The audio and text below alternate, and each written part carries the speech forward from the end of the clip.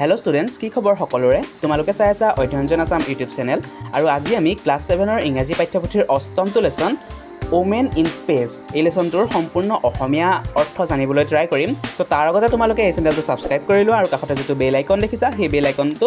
all কৰি দিয়া তেতিয়া মই আপলোড কৰা প্ৰত্যেকটো ভিডিওৰ নটিফিকেশন তোমালোকে পাই থাকিবা কাৰণ এই চেনেলটোত এনেকুৱা ধৰণৰ ভিডিও ৰেগুলাৰলি আপলোড হৈ থাকে তো বেছি সময় নষ্ট নকৰি আহা আমি অসমীয়া ভাঙনিৰ ফালে আগবাঢ়ো তো ইয়াতে দেখিছা লেসনটো ওমেন ইন স্পেস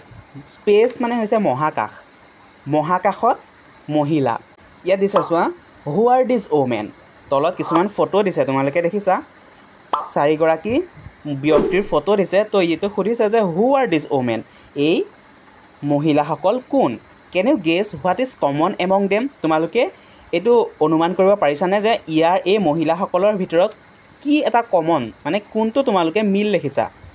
সাদৃশ্য দেখিছা হেতু কৰিছে rearrange the letter in the box এই বক্সটোত যে কিছুমান লেটাৰ দিছে দেখিছা সেই লেটাৰ কেইটা ৰিএৰেঞ্জ কৰিবলৈ কৈছে মানে সজাবলৈ কৈছে খেলিমেলিকৈ দিয়া হৈছে সেই লেটাৰ কেইটা সজাবলৈ কৈছে টু গেট দ্য এনসাৰ উত্তৰটো পাবলৈ right down the word in the oval down এই ডিম্বাকৃতিৰ যেটো আকৃতি দিছে ইয়াতে দেখিছা এই আকৃতিটোৰ ভিতৰত সেই শব্দটো লিখিবলৈ কৈছে সো ইয়াতে যেটো শব্দ দিছে A T S R N O T U S A এইটো যদি আমি সজাই দিওঁ তেতিয়া শব্দটো হ'ব এষ্ট্ৰনট কি হ'ব এষ্ট্ৰনট মানে মহাকাশচাৰী যিসকলে মহাকাশত গৈ বিভিন্ন ধৰণৰ মহাকাশৰ বিষয়ে অধ্যয়ন কৰে আমাৰ বিশ্বব্ৰহ্মাণ্ডৰ বিষয়ে অধ্যয়ন কৰে বিশ্বব্ৰহ্মাণ্ডত থকা নক্ষত্ৰ গ্ৰহসমূহৰ বিষয়ে অধ্যয়ন কৰে তেওঁলোকক কোৱা হয় এষ্ট্ৰনট মানে মহাকাশচাৰী সো এইটো শব্দটো এই ওভেলটোৰ ভিতৰত তোমালোকে লিখি দিবা এষ্ট্ৰনট মই ইয়াতে দি দিছো দেখিছা আৰু লগতে এই ফটোকপিও চাই লোৱা ফটোকপিৰ তলত নামও দিয়া হৈছে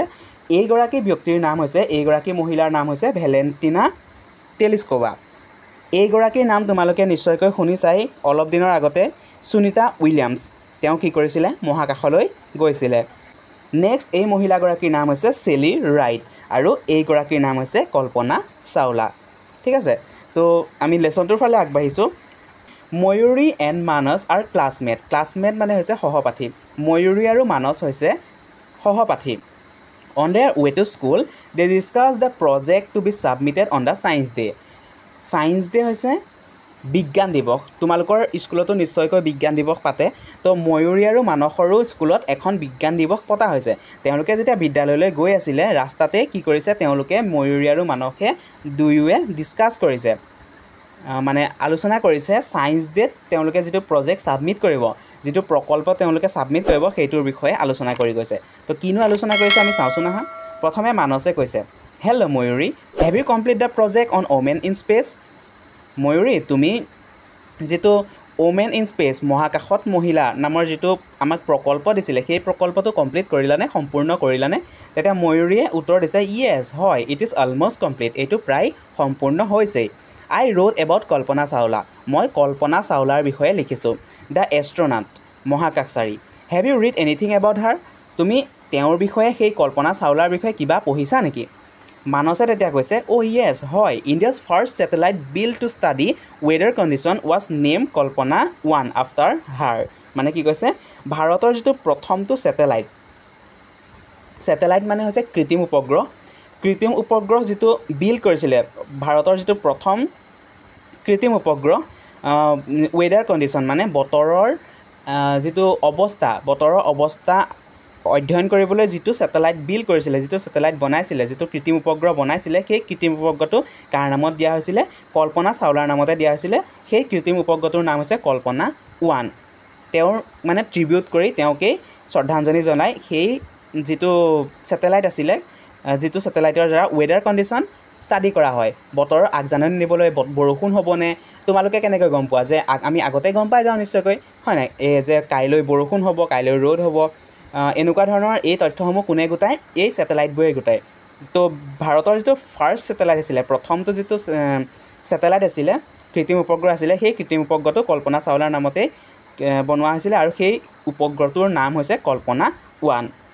তেতিয়া ময়ূৰে কৈছে ইয়েস হয় I read about it on the internet মই ইণ্টাৰনেটত ইয়াৰ বিষয়ে পঢ়িছোঁ তেতিয়া মানসে ক'লে it was an important piece of news at that time সেই সময়ত এইটো এটা অতি গুৰুত্বপূৰ্ণ বাতৰি হৈ পৰিছিলে I read about Kalpana Chawla's death in a space shuttle accident মই কল্পনা চাওলাৰ বিষয়ে পঢ়িছিলোঁ তেওঁৰ যিটো মৃত্যু হৈছিলে স্পেচ শ্বাটলত মানে এখন মহাকাশযানত তেওঁৰ দুৰ্ঘটনাত পতিত হৈ তেওঁৰ মৃত্যু হৈছিলে সেই বিষয়ে মই পঢ়িছোঁ কোনে পঢ়িছে মানসে পঢ়িছে but I do not know' anything else about her কিন্তু তেওঁৰ বিষয়ে ইয়াতকৈ মই আৰু একো নাজানো কেন you tell me something about her তুমি আৰু তেওঁৰ বিষয়ে মোক ক'ব পাৰিবা নেকি কাক সুধিছে ময়ূৰীক কৈছে মানসে I am so' curious to know' curious শব্দটোৰ অৰ্থ হৈছে কৌতূহল মই তেওঁৰ বিষয়ে জানিবলৈ বহুত কৌতূহলী মই মানে তেওঁৰ বিষয়ে জানিব বিচাৰোঁ হয়তো বুজাইছে তেতিয়া ময়ূৰে কৈছে well as far as I know' Kalpana Chawla was born in 1961 at Karnal in Haryana ঠিক আছে মই যিমানখিনি জানো এজ ফাৰ এজ আই ন' মানে হৈছে মই যিমানখিনি জানো কল্পনা চাওলাই 1961 চনত হাৰিয়ানাৰ কাৰ্ণাল নামৰ চিটিত জন্ম হৈছিলে she studied at Tagore Bal Niketan at কৰ্ণালত থকা টেগৰ বাল নিকেতন নামৰ স্কুলতে তেওঁ কি কৰিছিলে শিক্ষা জীৱন আৰম্ভ কৰিছিলে and letter at Punjab engineering college in Chandigarh আৰু পিছত তেওঁ কি কৰিছিলে চণ্ডীগড়ত থকা পাঞ্জাৱ অভিযন্তা মহাবিদ্যালয়ত তেওঁ অধ্যয়ন কৰিবলৈ লয় মানসে কৈছে I am sure she love flying in space মই নিশ্চিতভাৱে ক'ব পাৰোঁ যে তেওঁ উৰিবলৈ বিচাৰিছিল বা তেওঁ কি কৰিব বিচাৰিছিল মহাকাশত উৰিব বিচাৰিছিল তেতিয়া ময়ূৰে ক'লে অ' য়েছ হয় flying in space was her dream উৰিব বিচৰাটো মহাকাশত উৰিব বিচৰাটো তেওঁৰ সপোন আছিল চি ৱেন to the United State of America with this dream তেওঁ সেই সপোনটো লৈয়ে ক'লৈ গৈছিল ইউনাইটেড ষ্টেট অফ আমেৰিকা যুক্তৰাষ্ট্ৰলৈ গৈছিল do you know' what NASA is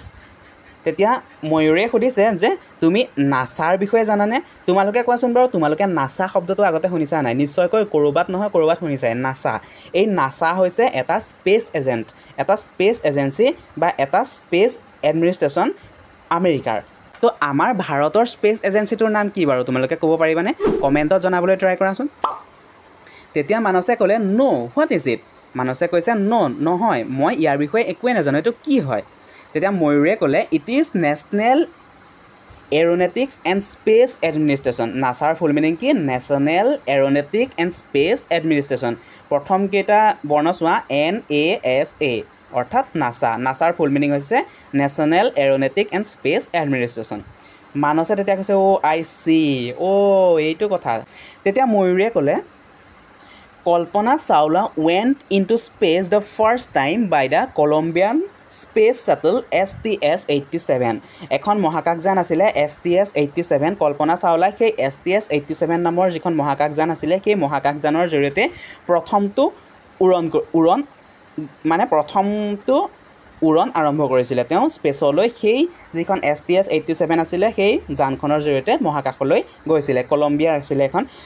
She was the only woman in the team of 6 astronauts 6জনীয়া মহাকাশচাৰী দলটোৰ ভিতৰত তেওঁ একমাত্ৰ মহিলা আছিলে Kalpana Chawla went into space again in 2003 along with 6 other astronauts কল্পনা চাওলাই পুনৰবাৰ 2003 চনত স্পেচলৈ গৈছিলে মহাকাশলৈ গৈছিলে 6জনীয়া এটা দলৰ সহায়ত মানস ভেৰি ইণ্টাৰেষ্টিং এইটো দেখোন বহুত মানে কি ইণ্টাৰেষ্টিং তেতিয়া ময়ূৰে ক'লে A team of 7 astronauts managed to collect a lot of important data while abroad Colombia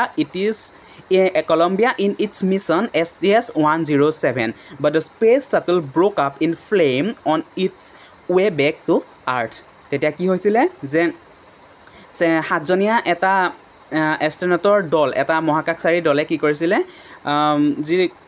data collect কৰিবলৈ মহাকাশৰ পৰা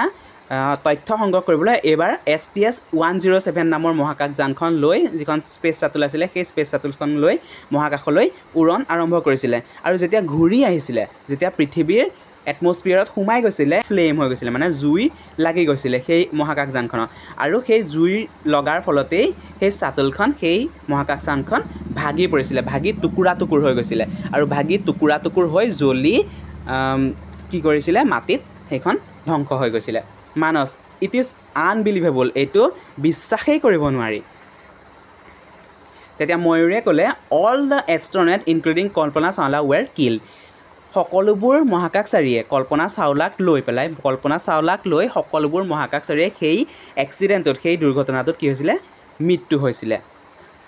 তেতিয়া মানসে কৈছে হোৱাট এ গ্ৰেট লছ এইটো কিমান এটা ডাঙৰ ক্ষতি বাট উই আৰ প্ৰাউড অফ হাৰ কিন্তু আমি তেওঁক লৈ গৌৰৱ কৰোঁ কাৰণ তেওঁ হৈছে ভাৰতৰ প্ৰথমগৰাকী মহিলা মহাকাশচাৰী our country will always remember her আমাৰ দেশে তেওঁক সদায়ে মনত ৰাখিব বা তেওঁক সদায়ে স্মৰণ কৰি থাকিব তো এইটোৱে আছিল আজিৰ লেসনটো আশা কৰোঁ তোমালোকে লেসনটো বুজি পালা যদি কিবা বুজা নাই দেন কমেণ্টত সুধিবা এই চেনেলটো ছাবস্ক্ৰাইব কৰি ল'বা আৰু কাষতে যিটো বেল আইকন আছে সেই বেল আইকনটো অন কৰি ল'বা লগতে এই ভিডিঅ'টো এটা লাইক কৰি দিয়া আৰু এই ভিডিঅ'টো তোমাৰ বন্ধুৰ লগত শ্বেয়াৰ কৰি দিয়া যাতে তেওঁলোকেও এই লেসনটোৰ সম্পূৰ্ণ অসমীয়া ভাষণি জানিব পাৰে ইয়াৰ পাছতে মই এই লেসনটোৰ যিখিনি এক্টিভিটিজ আছে যিখিনি কুৱেশ্যন এনচাৰ আছে সেই কুৱেশ্যন এনচাৰখিনি এটা ভিডিঅ' বনাম চ' সেই ভিডিঅ'টো যদি চাব বিচাৰিছা এই ভিডিঅ'টোৰ এণ্ড স্ক্ৰীনত পাই যাবা নিশ্চয়কৈ ওলাইছে ইয়াতে এইখিনিতে ক'ৰবাত ওলাব তো তাত ক্লিক কৰি তোমালোকে সেই ভিডিঅ'টো চাই ল'ব পাৰিবা আজিলৈ ইমানেই থেংক ইউ